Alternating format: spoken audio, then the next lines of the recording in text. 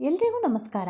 ಕಾರ್ತಿಕ ಮಾಸದ ಕೊನೆಯ ಸೋಮವಾರದಂದು ಶಿವನನ್ನು ಪೂಜಿಸುವುದು ಹೇಗೆ, ಸರಳವಾಗಿ ಶಿವನನ್ನು ಯಾವ ಹೂಗಳಿಂದ ಪೂಜಿಸಬೇಕು ಅನ್ನೋದನ್ನು ಈ ವಿಡಿಯೋದಲ್ಲಿ ಶೇರ್ ಮಾಡಿದ್ದೀನಿ. ಹಾಗಿದ್ರೆ ಬನ್ನಿ ಹೇಗೆ ಅಂತ ನೋಡೋಣ. ಹಿಂದೂ ಧರ್ಮದಲ್ಲಿ ಶಿವನನ್ನು ಹಲವು ಹೆಸರುಗಳಿಂದ ಕರೆಯುತ್ತೇವೆ. ಭೋಲೆಶಂಕರ, ಭೋಲೆನಾಥ, ಮಹಾದೇವ, ಕಾಲಭೈರವ ಮತ್ತು ಶಿವಶಂಭು ಸೇರಿದಂತೆ ಇನ್ನೂ ಅನೇಕ ಹೆಸರುಗಳಿಂದ ಕರೆಯಲಾಗುವುದು. ಶಿವನ ಶಂಭು ರೂಪವು ಸಮಸ್ತ ಲೋಕಕ್ಕೆ ಕಲ್ಯಾಣವನ್ನುಂಟು ಮಾಡುವುದಾಗಿದೆ. ಇಂದು ಕಾರ್ತಿಕ ಮಾಸದ ಕೊನೆಯ ಸೋಮವಾರ. ಈ ದಿನ ಶಿವನನ್ನು ಪೂಜಿಸುವುದರಿಂದ ನಾವು ತೊಂದರೆಗಳಿಂದ ಮುಕ್ತಿಯನ್ನು ಪಡೆಯಬಹುದು. ಕಾರ್ತಿಕ ಮಾಸದ ಕೊನೆಯ ಸೋಮವಾರದ ಪೂಜೆಯನ್ನು ಸರಳವಾಗಿ ಹೇಗೆ ಮಾಡೋದು ಅನ್ನೋದನ್ನು ನೋಡೋಣ.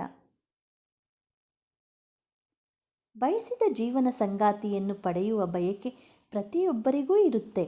ಇದಕ್ಕಾಗಿ ದೇವರಿಂದ ಉತ್ತಮ ಜೀವನ ಸಂಗಾತಿಯನ್ನು ಪಡೆಯಲು ಅವರಿಗಾಗಿ ಉಪವಾಸ ಮಾಡುತ್ತಾರೆ. ಹೆಚ್ಚಿನ ಜನರು ತಮ್ಮ ವೈವಾಹಿಕ ಜೀವನದಲ್ಲಿ ಸಂತೋಷಕ್ಕಾಗಿ ಸೋಮವಾರದ ಉಪವಾಸವನ್ನು ಆಚರಿಸುವರು.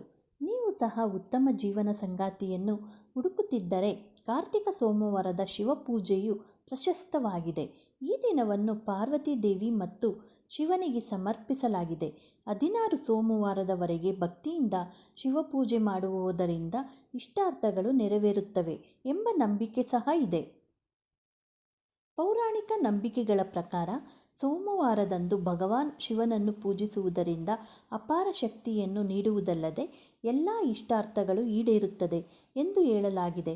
ಅದರಲ್ಲೂ ಕಾರ್ತಿಕ ಮಾಸದಲ್ಲಿ ಸೋಮವಾರದ ಉಪವಾಸಕ್ಕೆ ವಿಶೇಷ ಮಹತ್ವವಿದೆ.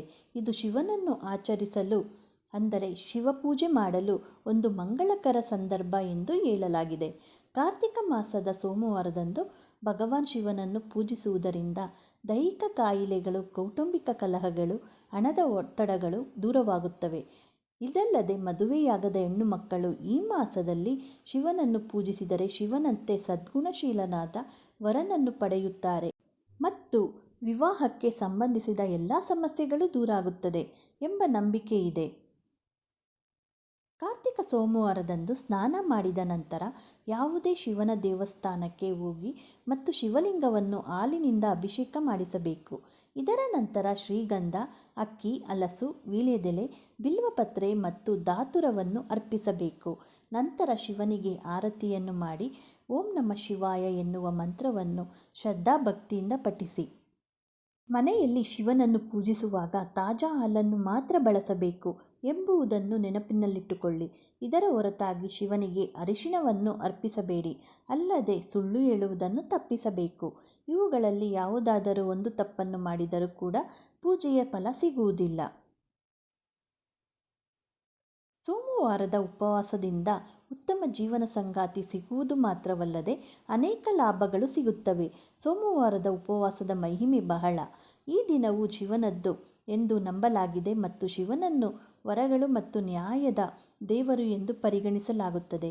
ಯಾರು ಪರಮಾತ್ಮನನ್ನು ಮನಪೂರ್ವಕವಾಗಿ ಪೂಜಿಸುತ್ತಾರೋ ಅವರ ಇಷ್ಟಾರ್ಥಗಳು ಈಡೇರುತ್ತವೆ.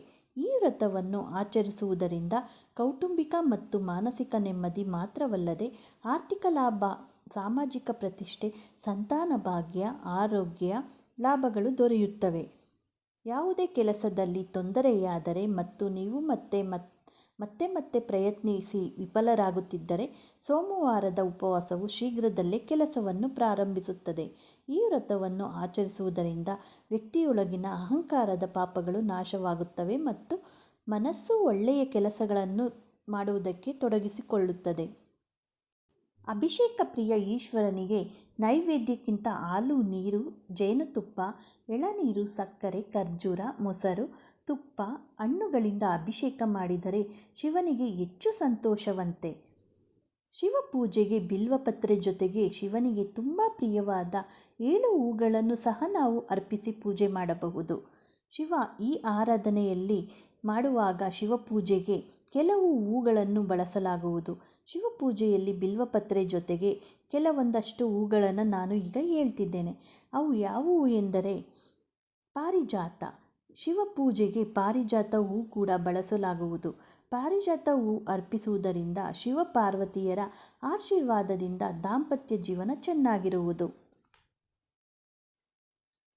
ಸುಗಂಧ ವಾಸನೆಯ ಸಂಪಿಗೆ ಹೂಗಳನ್ನು ಪೂಜೆಗಳಲ್ಲಿ ಬಳಸಲಾಗುವುದು. ಶಿವಪೂಜೆಯಲ್ಲಿ ಸಂಪಿಗೆ ಹೂವನ್ನು ಸಹ ಬಳಸಲಾಗುವುದು. ಶಿವಪೂಜೆಗೆ ಅಂದರೆ ಶಿವನ ಆರಾಧನೆ ಮಾಡುವಾಗ, ಶಿವಪೂಜೆ ಮಾಡುವಾಗ ನಾವು ಬಿಲ್ವಪತ್ರೆ ಜೊತೆಗೆ ಇನ್ನಷ್ಟು ಹೂಗಳನ್ನು ಸಹ ಬಳಸಬಹುದು. ಅವು ಕೂಡ ಬಹಳ ಶ್ರೇಷ್ಠವಾದ ಹೂಗಳು. ಅವು ಯಾವುವು ಎಂದರೆ ಅಗಸೆ ಹೂ. ನೀವು ಅಗಸೆ ಹೂಗಳನ್ನು ಅರ್ಪಿಸುವುದರಿಂದ ಶಿವ ಸಂತುಷ್ಟನಾಗುತ್ತಾನೆ. ಈ ಹೂವು ನೀವು ಏನಾದರೂ ಸಂಕಲ್ಪವನ್ನಿಟ್ಟುಕೊಂಡು ಅರ್ಪಿಸಬೇಕು, ಅದು ನೆರವೇರುವುದು. ಈ ಹೂವನ್ನು ಶಿವಪೂಜೆಗೆ ಅತಿ ಶ್ರೇಷ್ಠವೆಂದು ನಂಬಲಾಗಿದೆ. ಧಾತುರ ಪುಷ್ಪ. ಈ ಹೂವನ್ನು ಸಹ ನಾವು ಶಿವಪೂಜೆಗೆ ಬಳಸಬಹುದು. ಈ ಗಿಡ ಸಾಮಾನ್ಯವಾಗಿ ಶಿವಾಲಯಗಳ ಬಳಿ ಇದ್ದೇ ಇರುತ್ತೆ. ಧಾತುರ ಪುಷ್ಪಗಳು ಶಿವನಿಗೆ ಅರ್ಪಿಸುವುದರಿಂದ ಜೀವನದಲ್ಲಿ ಎಲ್ಲ ಸಂಕಷ್ಟಗಳು ದೂರಾಗುವುದು ಎಂಬ ನಂಬಿಕೆ ಇದೆ. ಬಿಳಿ ಎಕ್ಕದ ಹೂ. ಶಿವನಿಗೆ ಬಲು ಪ್ರಿಯವಾದ ಈ ಹೂವನ್ನು ಶಿವಲಿಂಗದ ಅಲಂಕಾರಕ್ಕೆ ನಾವು ಬಳಸಬಹುದು. ಇದರಿಂದ ನಮಗೆ ಮೋಕ್ಷ ಸಿಗುವುದು ಎಂಬ ನಂಬಿಕೆ ಇದೆ. ಇನ್ನು ಗಂಟೆ ಹೂ. ಈ ಹೂವಿನ ಗಿಡ ಕೂಡ ಶಿವಾಲಯದ ಸಮೀಪದಲ್ಲೇ ಇರುತ್ತೆ. ಇದನ್ನು ಕೂಡ ನಾವು ಶಿವಪೂಜೆಗೆ ಬಳಸಬಹುದು. ಶಿವಪೂಜೆಗೆ ಬಿಲ್ವಪತ್ರೆ ಜೊತೆಗೆ ಈ ಹೂಗಳನ್ನೆಲ್ಲನೂ ಬಳಸ್ಬೋದು. ಈ ಹೂಗಳು ಸಹ ಬಹಳ ಶ್ರೇಷ್ಠವಾದ ಹೂಗಳು. ಅದರ ಜೊತೆಗೆ ಬೆಲ್ಲದ ಆರತಿ ಮಾಡಿ ಶಿವಪೂಜೆ ಮಾಡಿದರೆ ಶಿವನ ಕೃಪೆಗೆ ನಾವು ಕೂಡ ಪಾತ್ರರಾಗುತ್ತೇವೆ. ಹಾಗೆ ನಮ್ಮೆಲ್ಲ ಕಷ್ಟಗಳನ್ನು ದೂರ ಮಾಡುತ್ತಾನೆ ಎಂಬ ನಂಬಿಕೆ ಇದೆ. ಎಲ್ಲರಿಗೂ ಶುಭವಾಗಲಿ. ಹಾಗೆ ಈ ಮಾಹಿತಿ ನಿಮಗೆ ಇಷ್ಟವಾದರೆ ಲೈಕ್ ಮಾಡಿ, ಶೇರ್ ಮಾಡಿ, ಹಾಗೆ ನಮ್ಮ ಚಾನಲನ್ನು ಸಬ್ಸ್ಕ್ರೈಬ್ ಮಾಡಿ. ಧನ್ಯವಾದಗಳು.